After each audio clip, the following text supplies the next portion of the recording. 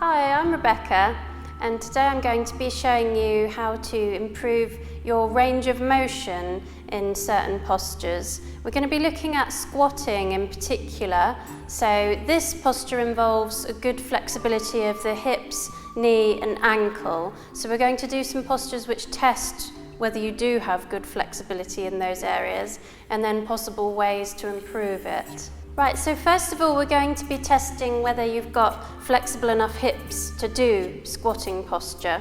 So I'm just going to first of all show you what squatting actually is. A lot of people, they will squat and their heels will come off the floor, but really in yoga we want to be achieving this kind of thing. So if you're having problems doing that, which most people actually do, we're going to test and find out exactly where the restriction is. So first of all, if you'd like to come down and lie on your back,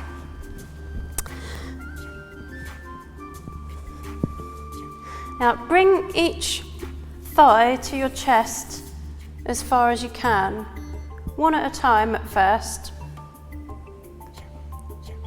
Now, if you can get your thighs on or very near your chest, this means you should be able to squat as long as you haven't got any other issues with your knees or ankles. And in theory, if someone was to come and roll me up into sitting position, I would actually be in squat right now. And just try and find out whether maybe one hip is more stiff than the other. So by trying each leg one at a time, you can find out. And if you've got some sort of hip injury or stiffness on one side, maybe you need to get that sorted out. So next we're going to try a position called Cresent pose, which is going to test our knees.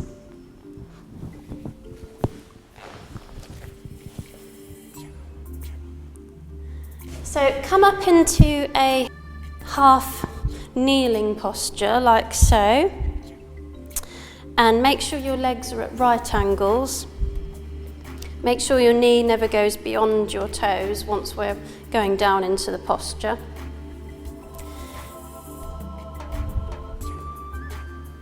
Now we just want to see whether you can get the back of your thigh onto the back of your calf. And if it can get there, and you notice that there is no space for you to get your fingers in, then this means your knee is actually flexible enough for you to be able to squat, so there's no problems there.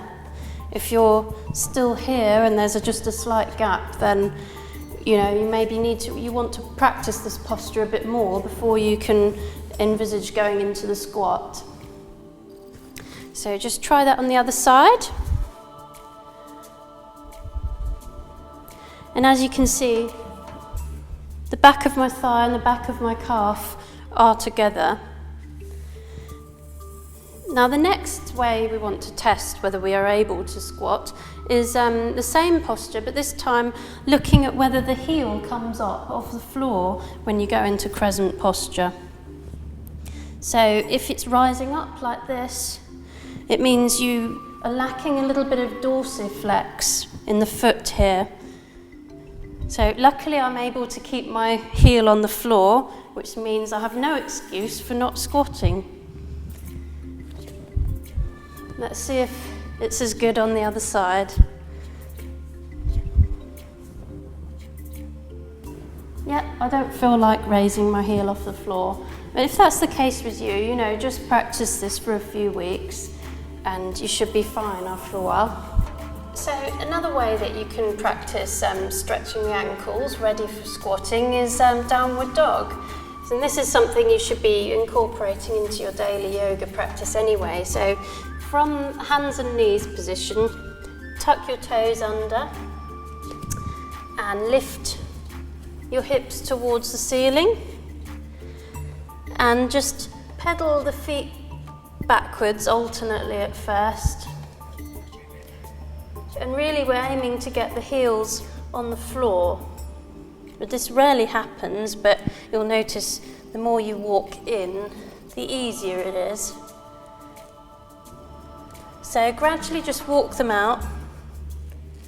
And this has the added benefit of stretching the calf muscles as well.